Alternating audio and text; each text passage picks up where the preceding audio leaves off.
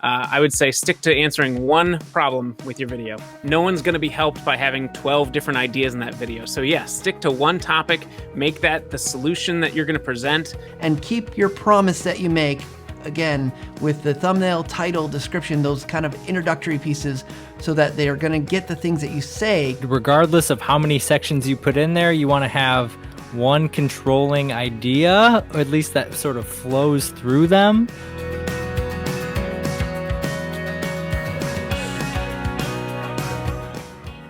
Hey everybody, thanks for joining us here on the Visual Lounge. We're so glad you can be with us. We've got Justin and Andy, Matt today. We're all here. We're going to be talking about parts of the video that you need. So if you're thinking about structuring your videos, what do you need an intro? Do you need an outro? Do you need certain sections in the middle? So let's dive right in. Welcome, gentlemen. Thank you for being here today.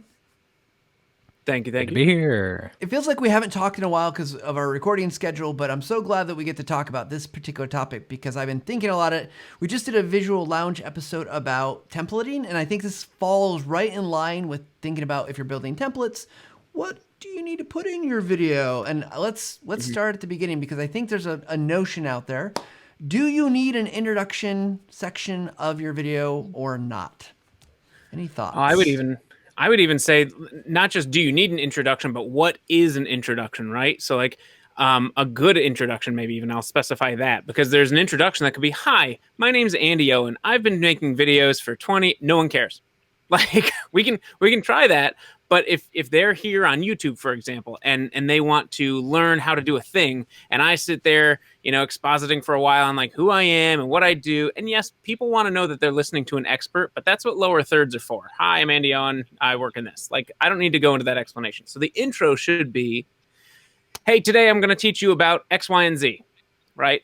It should be very quickly. Here's the knowledge I'm hoping to share with you. Stick around. And then if you want to do like an actual animated title intro, that should come later. And I think we've talked about this internally a lot. It's that hook, right? You want people to watch your video and immediately feel like, yep, I'm in the right place. This is what I wanted to learn. Well, then I want to go back and let's restart this video because that's not what we did today. This is different. Well, we're just talking. I'm going to get one of these.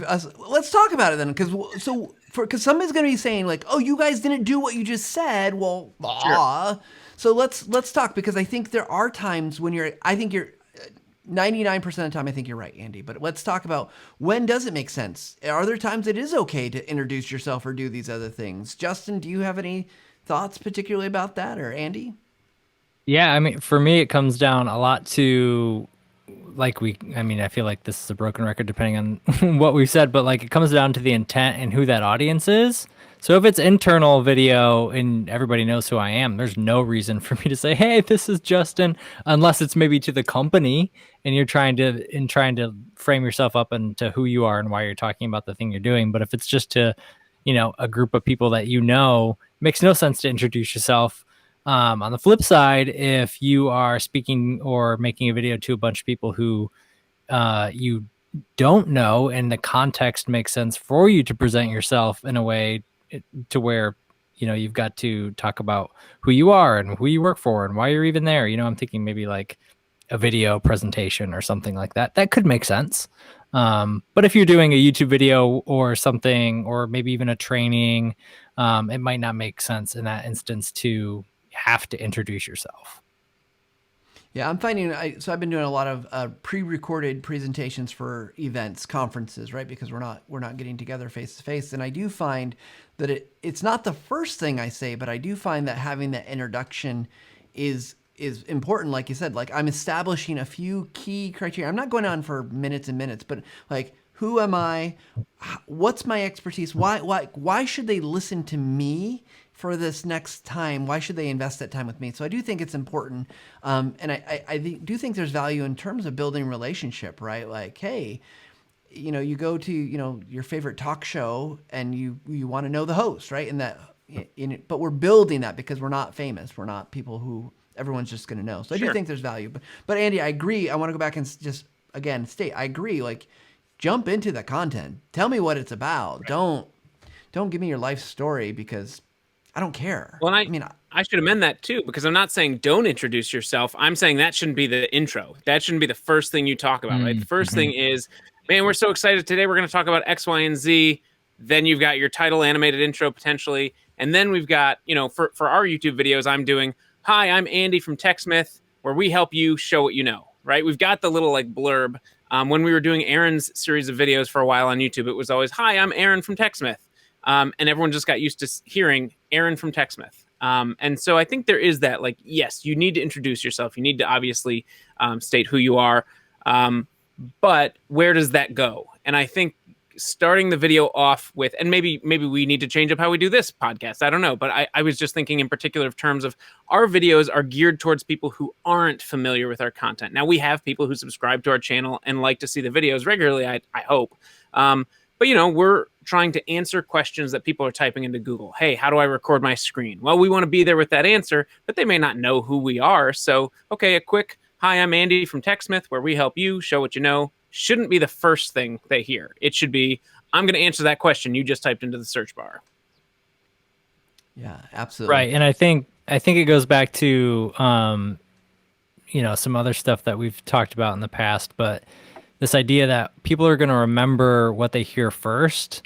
And especially as you're talking about the front of your video, if they don't hear something that's going to keep them involved or interested, they're either going to skip past it or they're going to bail completely. So I think one of the things I'll relate it to is sort of like a traditional maybe podcast interview or interview for even a video where the first chunk of it is talking about, that person's career and what they do and why they do it.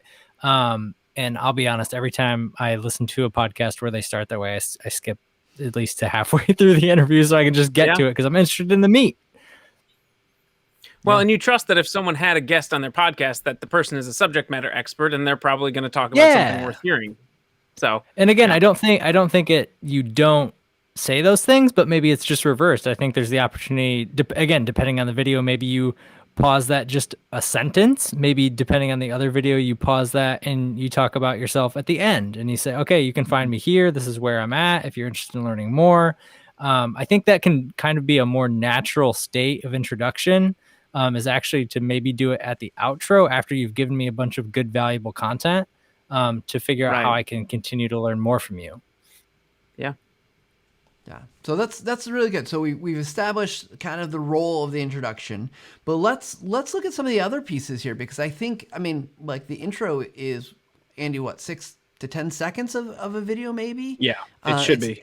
It's not long. So like, what are the other pieces or parts that you should be considering? Now, Justin, I think you just mentioned the outro, so maybe we jump to the end and let's talk about that a little bit. What role, like, do you need an outro? What is the outro? It sounds like one, we could use it for kind of how do you contact me, kind of that, maybe the bio information about the person, kind of there's a little bit about their story, but what else should be included in an outro if there's anything? I always like a good summary. I don't think that we always necessarily have to have a summary. We just went through the video, but like at least, maybe it initially gets people kind of wrapped around the fact that this is the end. The end's coming up. The only thing you want to be careful about, though, if I do a summary, if I say, okay, so remember, number 1, you're going to do this, number 2, you're going to do this, and then number 3, boom, you've got your final product. If I start doing a summary, people's initial reaction is click away. Like they're done. They're done watching you. So if you want that contact information, maybe it should be, and there you go. Now we've taught you how to do this. If you want any more videos or you want more content, make sure to subscribe, follow our newsletter, et cetera, et cetera.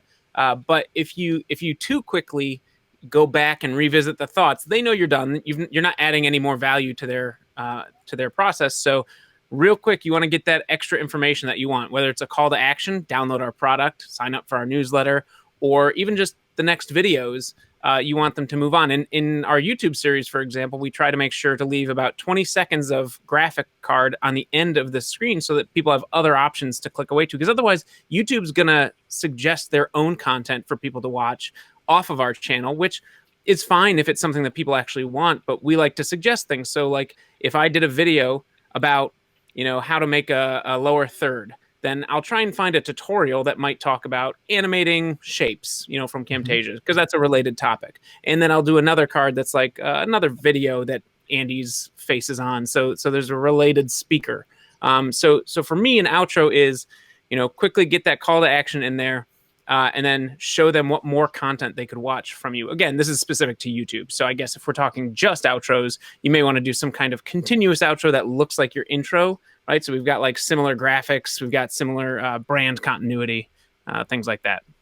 Can I share a quick story here? Because I think one of the things I'm taking as I'm listening to Andy is it's about that signaling the intent of like what they expect, right? Like, I know they're done. I can like every time I get to the end of a particular podcast I listen to, they're thanking the producer. They're doing X, Y, and Z. Join us next time, which is great. I appreciate the work that producer's done, but I don't need to listen to it every time.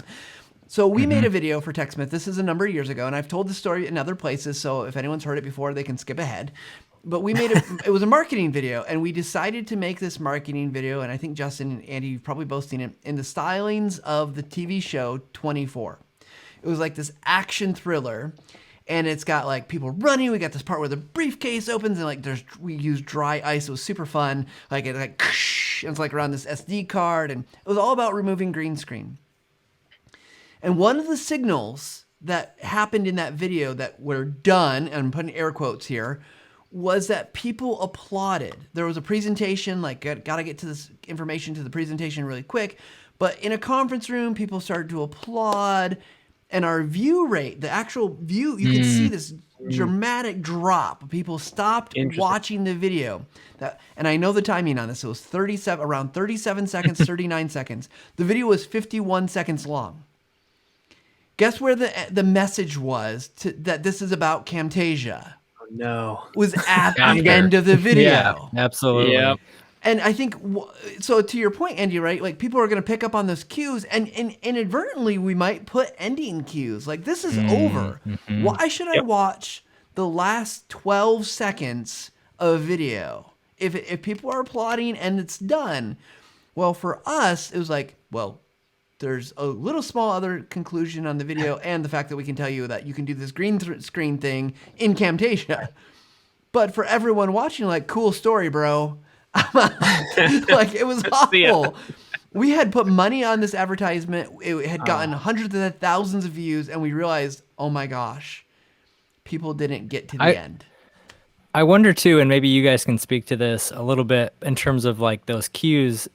How does music play a role in that as you're winding down? Because I think sometimes that can play a role too when as soon as you hear that music dip in or maybe out, maybe your mind sort of subconsciously goes to like, okay, we're wrapping up here. Yeah. Well, so we want to get real meta. We do that on this podcast, right? We have the music come in at the beginning, things have started, and right at the end, when we've released our final thoughts, the music pumps back in. So like, not to get so overly meta, but that's what we do intentionally is, music throughout a podcast is too long, but a short video, the ones we're putting on YouTube, we have music throughout the entire thing. So it's not until that music pumps up, and I think it's after I'm done speaking. I don't think it goes over me completely. That the volume. That's what I'm wondering. That's what I'm wondering is if we're intentionally doing that, probably, maybe we can do something right with this podcast, right? So we're not pumping that in as we're sort of giving our last takes or our last sort of ending on this. Because if it did, it might signal in that or listener's brain to say, all right, they're wrapping up. I'm wrapping up. And there could be other signals in there too, but I've seen that a lot in videos where, they might have one final thing, to Matt's point, they might have one final thing they're trying to say at the end, but they've already kicked up the music and it's on its way to being done, but they don't finish it because, I thought you were done.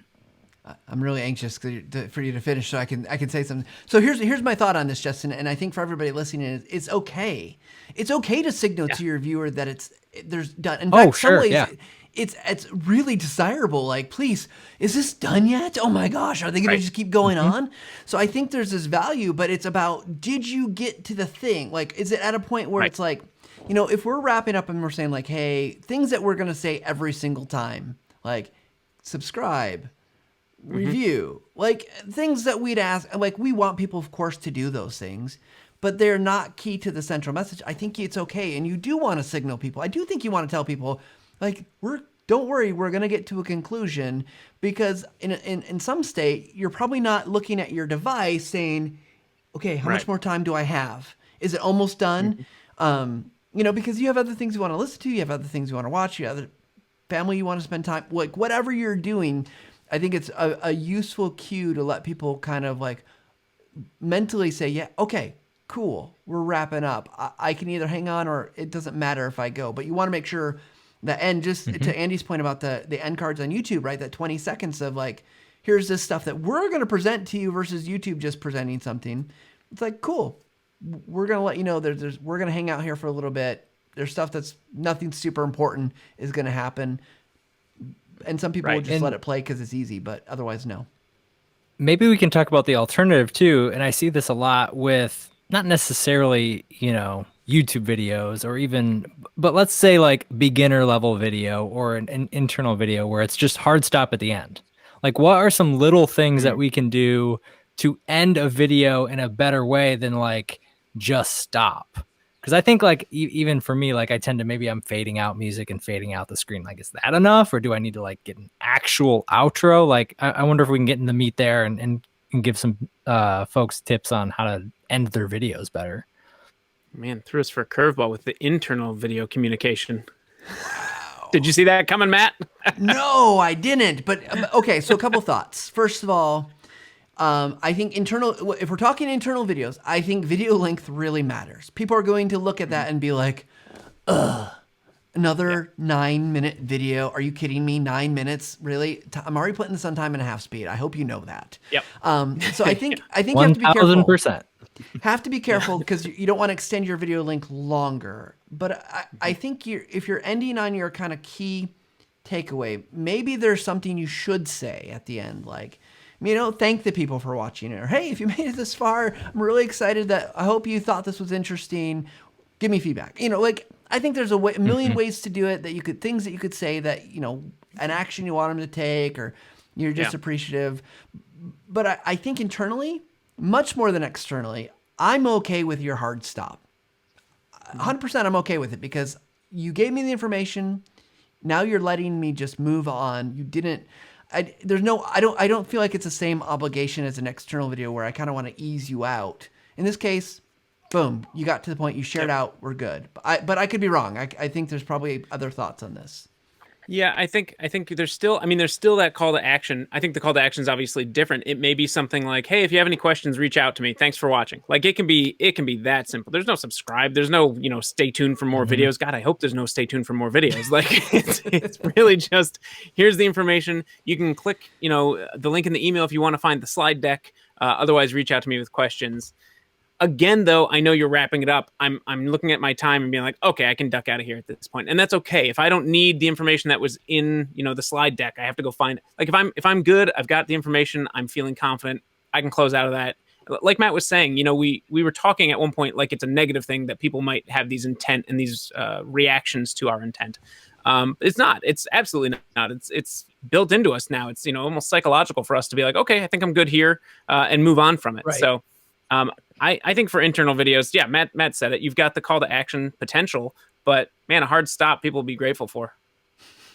Well, I think that might be a good place for us to transition a little bit in terms of, because I think those cues matter in the meat of the video as well. This is something we've been talking about a lot recently, Andy, is like how to keep people watching and how to sort of get that mind refresh of how do you know it's not done, or how do you signify to the viewer that there's more? Right. I don't know if you guys have thoughts on that at all. I don't know about signifying necessarily that there's more, but I would say I think one of the things we learned from Bob Pike, who was generous enough to sit down with us for TechSmith Academy's series that we filmed out at TLDC a couple years ago, is we have to change up what we're watching. I mean, I have a feeling Matt already knew this very much. But Justin, like, one of the things I think we were taking away from Bob's message even was like, people only have so much attention span that they're going to give you. And so if you want to keep that, then a talking head video, and I know we're a talking head video here. Hopefully, most people are just listening though, right?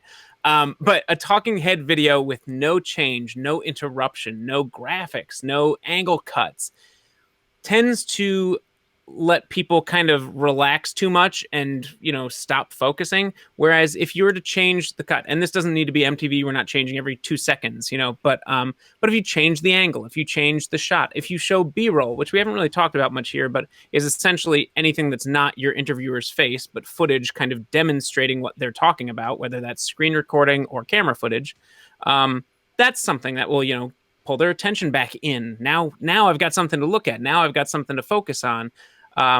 Maybe it's graphics and animation showing that process. So in the meat of the video, now, and this isn't going to be true for all videos, if you're doing like a screen recording tutorial, then showing what you're talking about is, even though it's the same thing for a little while, it's actually demonstrable, right? People are watching what they're learning, and it's good content. It's more that, like, if they're listening to someone describe how to do a thing, but not actually getting to watch them do that thing, that gets to be too monotonous for too long, and they're going to fade out. So I want to build on what Andy said, because I think he's absolutely right, and Bob Pike is brilliant in this kind of stuff. There's a book called Brain Rules, Rules. It's a neuroscientist. He's out of the University of Washington, I believe. I can't remember his name off the top of my head. But one of the things he talked about in terms of lecture, you think about traditional lecture structure, right? 60 minutes in a classroom. He knew, and from some of the research that he was doing, he said, like, every 10 minutes he has to reset his class. And the reset could be a variety of things. It could be a story. It could be an activity. It could be something that's going to draw the person in. Now, we're probably not making a lot of 60-minute videos. I hope not. We talk about video length, and 60 minutes wasn't on the radar. But be thinking about the things that are going to do those resets for the brain, right? Like, and this is why I think, television and movies have done this they've learned to do this so well. But that's why and this is an exercise I'll challenge Andy and Justin to do. Andy's probably done it recently because he's such a film buff. Go watch whatever you're going to watch. I don't care, reality TV, drama, comedy, and just count until, like, every time like something's on the screen, count until it changes. 1,000, 2, 1,000, and just see how rapidly it is. A couple of years ago, I did this with an episode of Stranger Things, which, Netflix drama. And it was like, I was barely ever getting to 2 seconds before something moved or changed on the screen. And now we don't have to be that dramatic. I don't think we have to be every 2 seconds. We're not making Hollywood style films, but using those techniques, using movement, using story, using other things to draw your audience in. I mean, even changing your voice a little bit. Mm-hmm. Gonna draw somebody in, right? Like I was just gonna say, I'm thinking, arrows on the screen, small, as basic as that might appear, if you're trying to point something out, or maybe a box that, or a mask that comes on the screen, that blocks out the rest of the stuff, but then highlights what you want to show. I think there's little things like that where you're not maybe changing a full cut that could potentially make a big impact in sort of that brain reset. Yeah, absolutely. I had to really enjoy the fact that what just happened right now when Matt's voice changed and he took a pause was Justin was like, yes, I gotta, like, and it's how our brain shift. It wasn't interrupting. It was like, oh, something's changed. Let me jump. Like, yeah. So, I mean, we need those pauses. I will also say that activity you're saying where, like, go watch a show or movie, don't do that with an action movie. Your head will explode. It's so much cutting. But it's very true. Even slower paced dramas, you'd be shocked how often they change the camera. We've just gotten used to this because TV is second nature for so many of us that it feels like peripheral viewing. Like we're just looking out the corner of our eye this way. And I don't know. It's become second nature to not even notice those cuts. Well, real quick, one other thing I'll say that I think is really important here is that because we're not living in that world, we're making a lot of instructional videos, documentation type videos. The most important thing, I think, I'm going to say this, I'm going to put a line in the sand here and say, I think one of the most important things is it doesn't matter what you're doing.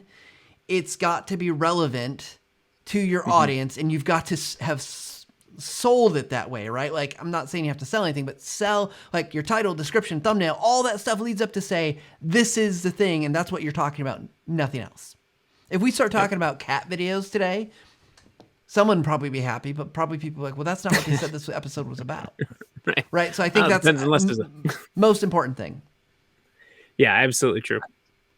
I'm just wondering, we're talking about, we've sort of broken down intro, outro, and then came back to the middle. Is that sort of what you guys would say is the most basic level at which we could create a video? Are there any other pieces, any other sections as we're going through and trying to make a video that I should think about? Or is it just sort of starting to layer on top of that, right? Like you're layering on maybe some B-roll or some of those other effects on top of those things?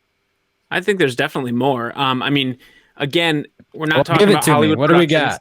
do we got? We're not talking Hollywood productions, so I don't need like, the crescendo of the problem. But we do need, in my mind, we need problem solution, right? There has to be what is the problem that I'm sorry, Matt, you're like I was gonna sneeze, almost. I'm sorry. It was amazing.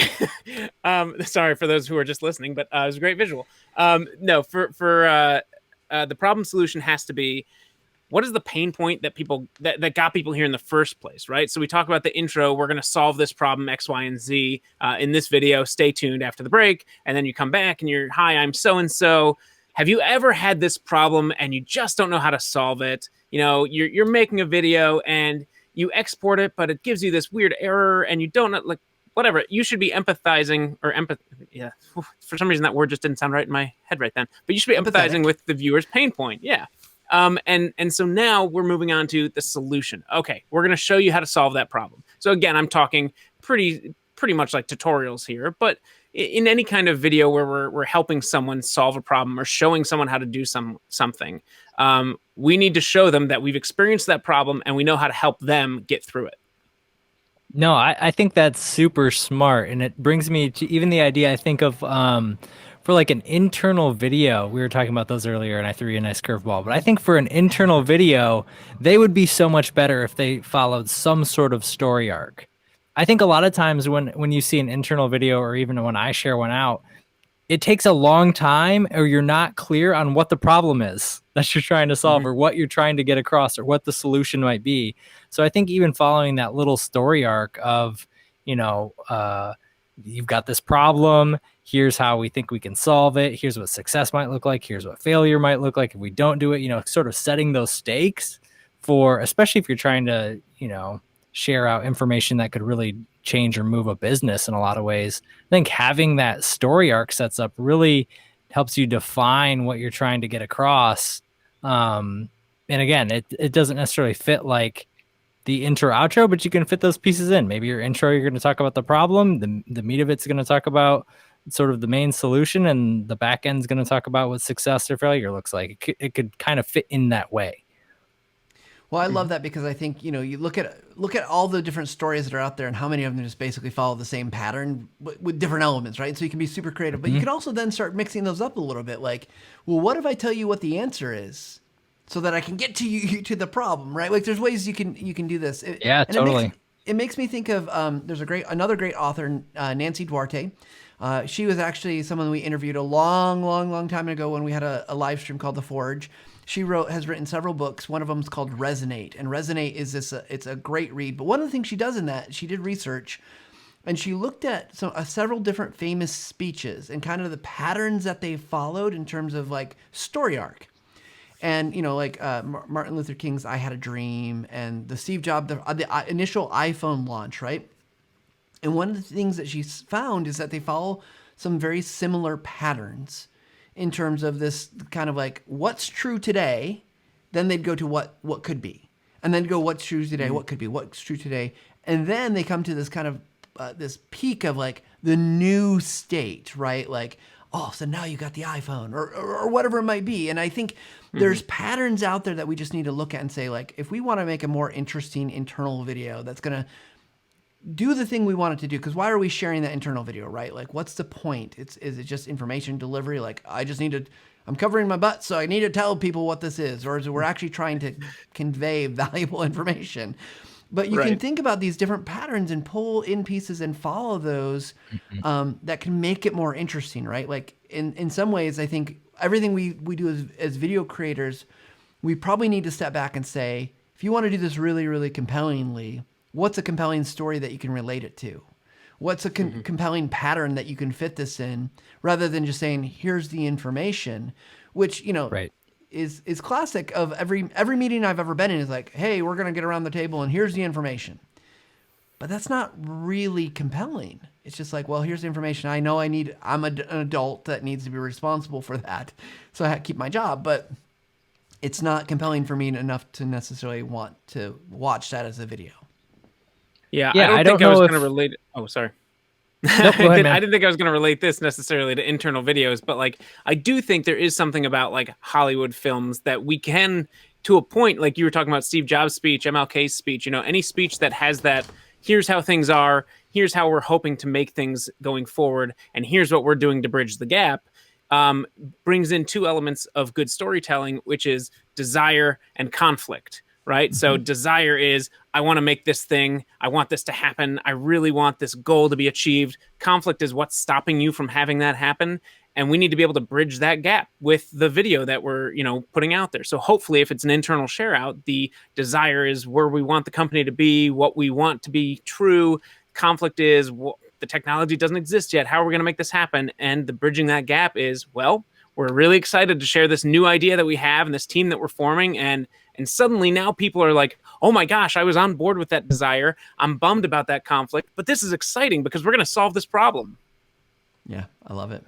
Well, gentlemen, one of the things that I just want to mention is our time has flown by, and I think we've probably got about 12 more episodes that we could do on this, because I think we just started scratching the surface, which is, look, we limit the time. It's a self-imposed limit, but I think we stick to it. So let's wrap things up. We're going to go into our final take today because, hey, talking about intros, segments, outros, this is what we do here on this part of the Visual Lounge. We're going to have our final take. So let's see. How do we want to do order today? Should we rock, paper? No, let's just, Justin, let's have you go, and then Andy, and then I'll wrap things up for us. So, Justin. Yeah, I think when we're talking about the different sections of a video, I think regardless of how many sections you put in there, you want to have one controlling idea, or at least that sort of flows through them, and then you want to get to it quickly in your intro. Awesome. Andy. If you're trying to help somebody with your video, then no one's going to be helped by having 12 different ideas in that video. So yeah, stick to one topic, make that the solution that you're going to present, and go from there. But if you're trying to answer 12 different problems, then your video is not very focused, so you won't be able to introduce it very well at the beginning. And at the end, I think the summary is going to be a bit crazy. So I would say stick to answering one problem with your video. Awesome. And for my final take, I'm just going to say, I think the real benefit here is it doesn't matter the structure. You can have a million different structures, but you want to keep things flowing, and you want to, as already been said, keep it focused, but keep things changing up. Your audience attention is not unlimited. It is also not the span of a goldfish. So, but give people a reason to pay attention, and keep your promise that you make, again, with the thumbnail, title, description, those kind of introductory pieces, so that they are going to get the things that you say, because that's really the promise that you've made. And if it's not there, they're going to drop regardless of how good your storytelling is. Well, that will wrap up this episode. Thanks again for everybody who has listened to us. This is the part the music plays. You can probably just turn off the podcast or the video right now. But we want to thank Andy and Justin for joining me as always. And we want to just remind you that if you like the podcast, go out and rate it. If you like the video, give it a thumbs up. Subscribe to the channel. Do all those things, because that helps us know we're on the right track for making good content. So thanks, everybody. Let's see if anyone stuck around this long. Wait for it.